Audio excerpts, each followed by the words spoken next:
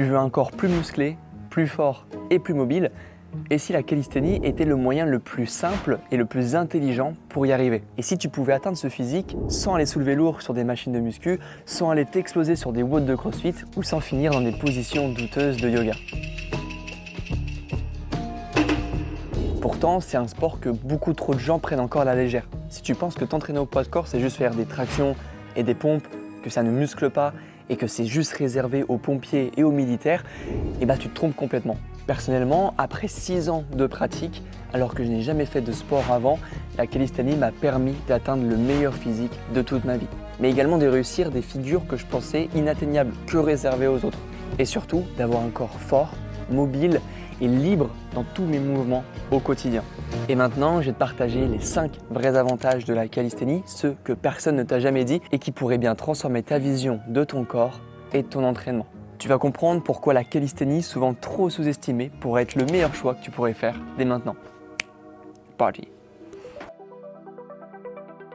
L'avantage numéro 1, c'est évidemment la proprioception, la capacité à ressentir son corps bouger. Parce que soyons honnêtes, il y a très peu de gens qui arrivent à bouger correctement leur corps. Et c'est là que toute la puissance de la calisthénie entre en jeu. En calisthénie, si tu ne comprends pas ton corps, tu vas vite te faire rattraper par la réalité. Si tu n'arrives pas à ressentir tes pointes de pied, ressentir ton dos, ressentir tes bras lors d'une traction, ta traction sera dégueulasse. Et ça, tu vas vite t'en rendre compte en te filmant en disant « Ouais, putain, c'est bizarre, elle n'est pas très belle ma traction ». Il faut comprendre que dans chaque mouvement, on t'oblige à ressentir tout ton corps. Mais pas que ressentir chaque partie de façon indépendante, mais de comprendre comment chaque partie fonctionne entre elles. L'avantage de la calisthénie, je t'ai pris l'exemple des tractions, mais tous les mouvements du coup répondent à cette règle, tu vas pouvoir en fait comprendre ton corps au quotidien, comprendre comment tu fonctionnes, comprendre quels muscles, quelles articulations vont être engagées dans chaque mouvement de ta vie de tous les jours. Alors bébé chien, explique. Non. Arrête, elle bouffe mes chiens sur la table. Super, elle boit mon café. Bon, allez, oust. Allez, ciao. On a besoin de passer à l'avantage numéro 2. Être fort pour soulever une barre en muscu, c'est bien, mais ça ne veut pas dire que tu seras fort dans tous les mouvements de ta vie. Et ce constat-là, on le fait assez tous, on peut vite observer quelqu'un qui s'entraîne en musculation, qui peut avoir un physique très impressionnant, qui peut soulever très lourd, mais dès que tu lui demandes d'aller courir 5 km ou que tu lui demandes de faire des tractions ou un muscle-up, il n'y a plus personne. Et c'est là la question qu'on peut se poser. À quoi bon faire de la muscu si elle ne nous sert plus à notre vie de tous les jours? Et même des fois, elle nous handicape à notre vie de tous les jours. Et c'est là que la calisthénie, pour moi, met son gros avantage. C'est qu'on va travailler sur des mouvements et pas sur des répétitions. On va travailler sur des patterns qui vont être juste hyper utiles dans ta vie de tous les jours. En pattern très connu et que tout le monde devrait travailler, il y a tout ce qui va être la poussée horizontale et la poussée verticale, mais également du tirage horizontal et du tirage vertical. Grosso merdo, c'est les 4 patterns du haut du corps qui sont pour moi obligatoires à travailler. On peut rajouter également ce pattern au niveau des jambes avec des squats, avec des fentes, avec des pistol squats. Bref, il y a énormément de variantes au niveau des jambes qui va être également intéressante à travailler. Donc juste avec ces 4 à 5 patterns, si on rajoute les jambes, tu peux tout faire dans la vie. Tu peux faire tous les mouvements, tout va être accessible et ça c'est incroyable. Et on peut même encore complexifier ces patterns en rajoutant un critère, comme par exemple travailler bras tendus ou bras fléchis, comme par exemple sur du front lever ou sur de la planche, ou on peut encore travailler que ce soit en dynamique ou en statique. Et quand tu prends tous ces patterns-là ensemble, on se retrouve avec une variété de mouvements tellement énorme que peu importe le contexte dans lequel tu te retrouves dans la vie, tu pourras y répondre avec de la force fonctionnelle. Bon, c'est cool, on a la proprioception, on a la force fonctionnelle, mais maintenant, comme beaucoup de sportifs, il va nous manquer de la mobilité et de la souplesse. Ça sert à quoi d'être fort si on n'est pas capable d'être mobile? Parce que si on ne l'est pas, on est limité dans nos mouvements, on est limité dans nos performances et on a plus de risques de blessures. Et ce qui est intéressant, c'est que la mobilité en musculation, elle ne nous impacte pas forcément. Il n'y a pas de mouvement qui demande réellement de travail de mobilité. Évidemment, ça dépend du contexte, de tes bras de levier, du mouvement que tu fais, etc. Mais on va pas se mentir qu'en muscu, on n'a pas besoin forcément d'être ultra mobile. Et puis au pire des cas, si on n'est pas mobile en muscu, eh ben on adapte juste le mouvement, on fait moins d'amplitude et puis voilà, on fait chier personne. Mais en calisthénie, si t'es pas mobile, bah t'es un peu dans la merde parce que ça va être hyper important pour beaucoup de figures de créer de la mobilité, que ce soit au niveau des épaules, au niveau des hanches, au niveau du dos, bref. Je t'ai pris un exemple ici de ce bol pour juste que tu comprennes la différence entre souplesse et mobilité. Imagine ici, tu as un bol en fait, qui représente ton articulation, ta capsule articulaire. C'est-à-dire, comme pour ton épaule, c'est ta capacité à pouvoir ici bouger ton épaule dans l'espace. Maintenant, imagine cette cuillère qui va être en fait la force que tu vas exercer dans cette articulation. Si je tourne ma cuillère comme ça, c'est comme si j'exerçais de ma force dans ma limite de l'articulation. Plus la cuillère est puissante, par exemple si on passe à une cuillère en bois qui est plus grande, bah, plus on a de force. Donc tu comprends maintenant que la plupart des gens en fait, ont un petit bol avec une grosse cuillère. Donc on comprend qu'on est vite limité. Ok, on peut ici créer de la force, on peut faire du développé couché, etc. Mais dès lors qu'on va vouloir aller sur une amplitude un peu plus grande, eh ben, on sera bloqué. Et peu importe si la force dans nos épaules ou dans n'importe quelle articulation est grande, eh ben, on sera quand même bloqué par notre mobilité. Par exemple, notre souplesse, c'est juste notre capacité à pouvoir élargir notre bol sur un instant T. Tandis que la mobilité, c'est notre capacité à pouvoir exercer de la force dans toutes les amplitudes de ce bol. Donc peu importe que le bol soit grand ou petit, s'il est très grand mais que tu n'es pas capable d'aller emmener ta cuillère sur le bord, ça ne sert à rien, ta force elle est inutile. Par exemple, si tu veux apprendre le handstand, donc avec les mains au-dessus de la tête, si tu n'as pas la mobilité nécessaire dans tes épaules pour amener tes bras au-dessus de la tête et créer de la force dans cette amplitude, et c'est ciao, il n'y a plus personne, il n'y a plus rien. On peut prendre cet exemple également avec le back lever qui va te demander d'avoir ton corps à l'envers. Ou également au niveau des hanches, si tu veux faire des pistol squats qui demandent juste beaucoup de mobilité de hanches, de chevilles. Et on ne parle pas également des poignets qui vont être sollicités en permanence quand tu vas faire des handstand push-up ou tu vas prendre de grip sur la barre. Toutes les articulations de ton corps doivent et seront sollicitées en permanence en calisthénie. Donc c'est pas en faisant de la calisthénie que tu vas devenir plus mobile, c'est en devenant plus mobile que tu vas t'améliorer en calisthénie. Et ça, il faut faire l'indistinction. L'avantage numéro 4, ça me tient à cœur parce qu'on va parler de jeux vidéo.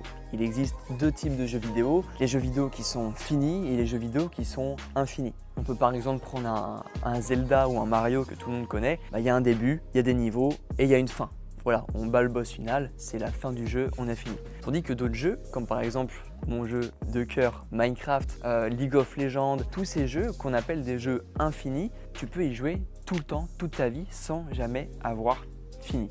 Et c'est exactement la même chose entre un sport comme la musculation et un sport comme la calisthénie. Notre objectif numéro 1 en musculation, c'est prendre du muscle, perdre du gras, juste être meilleur en termes d'esthétisme. Donc au bout d'un moment, on va atteindre notre plein potentiel, que ce soit au bout de 2, 3, 4 ans, on va atteindre notre physique naturel et on ne pourra pas aller plus. Le seul objectif qu'on aura à...